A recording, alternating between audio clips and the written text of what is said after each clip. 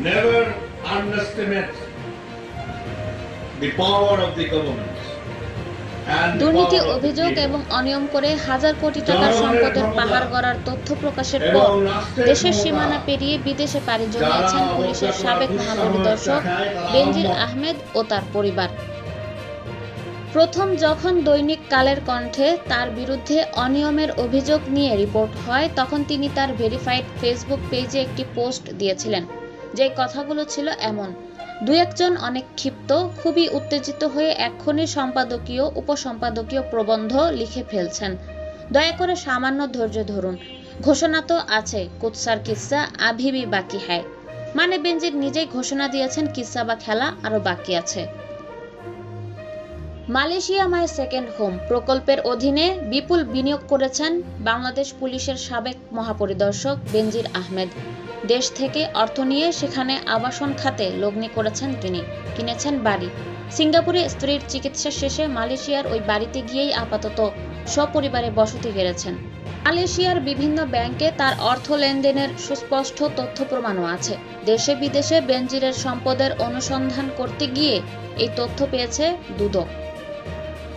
এছাড়াও সংস্থাটির কাছে অভিযোগ আছে স্বাস্থ্য মন্ত্রণালয়ের বিভিন্ন ঠিকাদারি কাজে বিতর্কিত হয়ে দেশজুড়ে আলোচিত নাম মোতাজেরুল ইসলাম মিঠুর সঙ্গে বেনজির আহমেদের ব্যবসা রয়েছে। বেনজিরের দুর্নীতি ও সম্পদের পাহাড় সম্পর্কে জানতে চাইলে স্বরাষ্ট্রমন্ত্রী আসাদুজ্জামান খান সাংবাদিকদের বলেন, কেউ অন্যায় করলে তার শাস্তি দেশের আইন অনুযায়ী হবে। বেনজিরের বিষয়ে তদন্ত চলছে। তিনি অন্যায় করেছেন নাকি নির্দোষ, তিনি কি কর ফাঁকি দিয়েছেন নাকি অন্যভাবে অর্থ সম্পদ গড়েছেন, তদন্ত শেষ হলেই সে অনুযায়ী বিচার করা হবে। তদন্ত চলমান অবস্থায় বেনজিরের দেশ ছাড়ার বিষয়ে জানতে চাইলে তিনি বলেন, সে দেশে আছে নাকি বিদেশে চলে গেছে এটা আমি জানি না। দুদকের অনুসন্ধান ও বাংলাদেশ ফাইন্যান্সিয়াল ইন্টেলিজেন্স ইউনিট সহ বিভিন্ন সূত্রে জানা গেছে, বাংলাদেশ থেকে বৈধভাবে অর্থ নিয়ে মালয়েশিয়ার বাড়ি কেনার কোনো সুযোগ নেই। যারা সেখানে বাড়ি কিনেছেন তারা মূলত টাকা পাচার করেছেন। এক্ষেত্রে বেনজির আহমেদও তার ব্যতিক্রম নয়। জানা গেছে মালয়েশিয়ার স্বেচ্ছাসেবক দলের সভাপতি রতনের সঙ্গে ঘনিষ্ঠ সম্পর্ক গড়ে ওঠে বেনজির আহমেদের। তার মধ্যে সম্পর্ক গড়ে দেন মোহামেডান ক্লাবের পরিচালক এজিএম সাব্বির। এই ক্লাবের স্থায়ী কমিটির সদস্য সাবেক আইজিপি বেনজিরের অবৈধ আয়ের অন্যতম কুশীলব এই সাব্বির।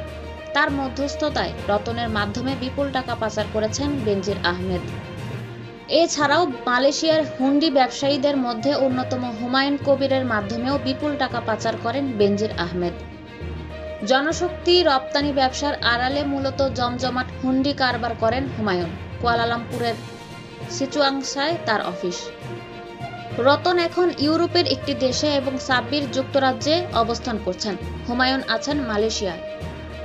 ডিএফআইইউ এর মাধ্যমে মালয়েশিয়ায় বেনজিরের সম্পদের বিস্তারিত তথ্য সংগ্রহের কাজ শুরু করেছে দুদক কর্মকর্তারা। জানা গেছে মালয়েশিয়ায় সরকার 2002 সালে সেকেন্ড হোম কর্মসূচি চালু করেন।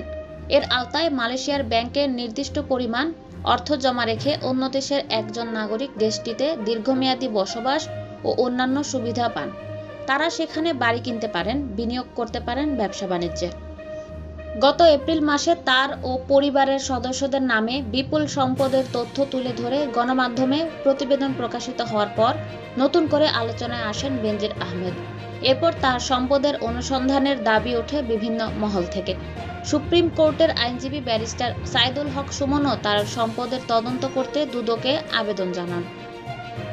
এরপর এ সংক্রান্ত 3 সদস্যের টিম গঠন করে কমিশন। এই টিমের প্রাথমিক অনুসন্ধানেই বেনজির ও তার পরিবারের হাজার কোটি টাকার সম্পদের তথ্য নিশ্চিত হয় দুদক। এরই মধ্যে মালয়েশিয়া সেকেন্ড হোম প্রকল্পে তার বিপুল বিনিয়োগের তথ্য পেয়েছে দুদক।